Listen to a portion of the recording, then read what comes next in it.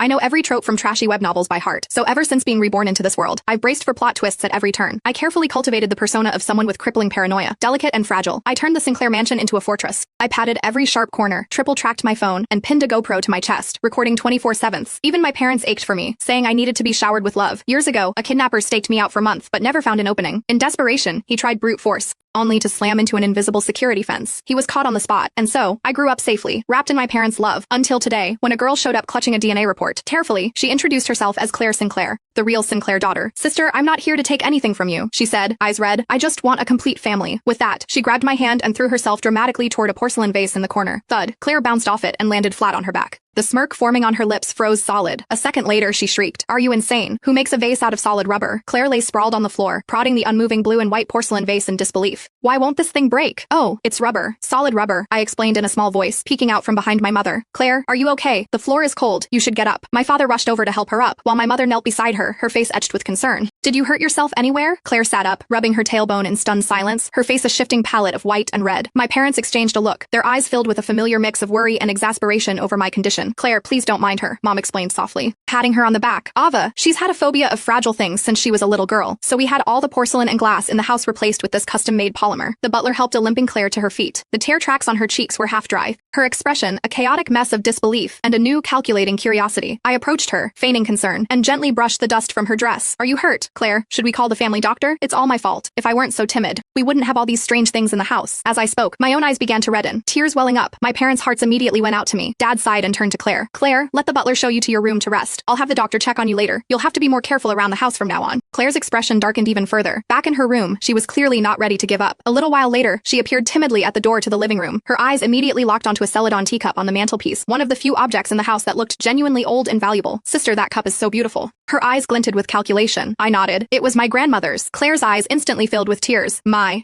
grandmother, who I never got to meet." Her voice dripped with a mix of longing and feigned humility. "I never had nice things growing up. That cup must be very expensive, right? Could I just hold it for a moment?" This 1-2 punch of pitiable vulnerability was too much for my parents. Guilt was written all over Mom's face. "Ava, just let your sister look at it. She misses her grandmother too." I hesitated for a moment before giving a reluctant nod. Claire walked over, picked up the cup with exaggerated care, and as she turned, shot me a triumphant, mocking smirk from an angle our parents couldn't see. The next second, her foot slipped, and she lofted the teacup high into the air. Oh no! The cup sailed through the air, heading straight for the marble floor. Claire had already composed her face into an expression of tearful apology. Thump, bowing.